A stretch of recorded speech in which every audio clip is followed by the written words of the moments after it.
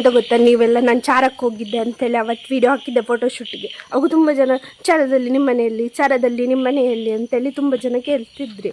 ನಮ್ಮ ಮನೆ ಚಾರದಲ್ಲಿ ಎಲ್ಲಿ ಜೋಮ್ಲಮಕ್ಕಿ ಅಂತ ಉಂಟಲ್ಲ ಅಲ್ಲಿ ಬರ್ತದೆ. ಅದು ನಾನು ಇರುವುದಿಲ್ಲ ಅಲ್ಲಿ ಜಾಸ್ತಿ, ನಾನು ಇರುವುದೆಲ್ಲ ಹೆಬ್ರೆಲೆ. ನಾವು ಪಪ್ಪ ಇರ್ತಾರೆ.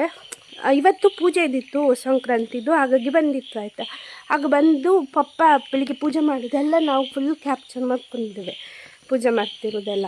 ಮತ್ತು ಮನೆಗೆ ಸ್ವಲ್ಪ ಮಾಡ್ಕೊಂಡಿದ್ದಾನೆ ಮನೆಯದು.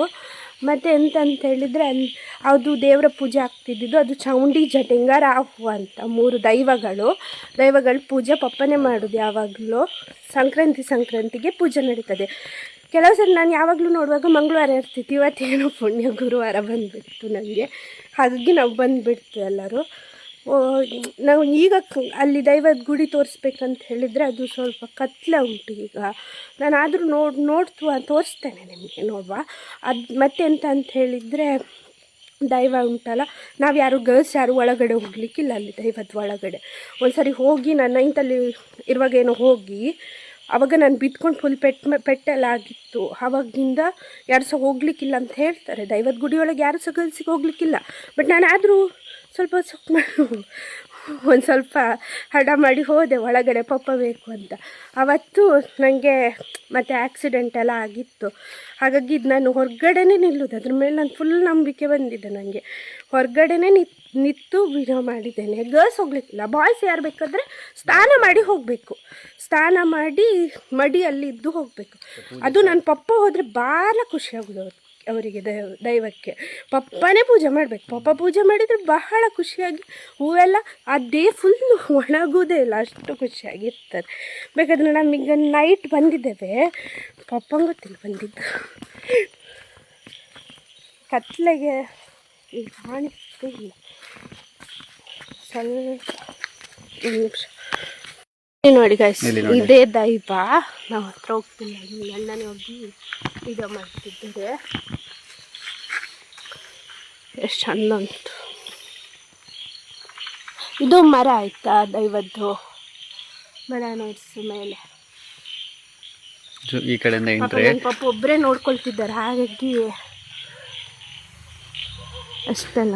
ಇದು ಮನೆ ಫುಲ್ ನೇಚರ್, ಸುತ್ತಲೆಲ್ಲ ನೇಚರು. ಅಡಿಕೆ ಮರ, ತೆಂಗಿನ ಮರ, ಬಾಳೆ ಮರ, ಕಾಳು ಮೆಣಸೆಲ್ಲ. ಮತ್ತೆ ಯಾರು ಸಹ ಬಂದಿಲ್ಲ ಅಂತ ತಕೊಂಡು ಹೋಗ್ಲಿಕ್ಕಿಲ್ಲ ಆಯ್ತಾ. ನಮ್ಮ ದೈವ ಇತ್ತಲ್ಲ ಅಷ್ಟು ಪವರ್ಫುಲ್ ಆಯ್ತಾ. ಅವತ್ತೊಂದ್ಸರಿ ಕಾಳು ಮೆಣಸು ಅಂತ ಕಳೆದೋಗಿದ್ದಕ್ಕೆ ಪಪ್ಪ ಇದು ಮಾಡಿದ ಕೂಡಲೇ, ಕೇಳ್ಕೊಂಡಿದ್ದ ಕೂಡಲೇ ತಂದು ವಾಪಸ್ ಕೊಟ್ಟು ಹೋಗಿದ್ದಾರೆ, ಅಷ್ಟು ಪವರ್ಫುಲ್ ಆಗಿ.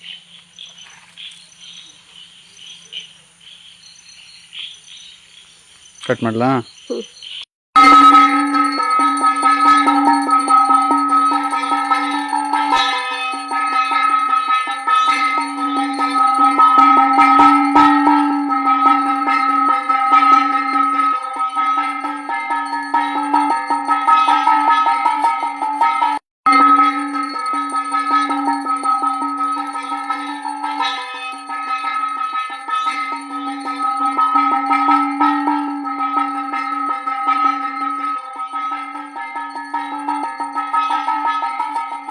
ಈ ಸುಂದರ ಬೆಳದಿಂಗಳ ಈ ತಂಪಿನ ಅಂಗಳದಲ್ಲಿ ನನ್ನ ನಿನ್ನ ನಡುವಿನಲ್ಲಿ,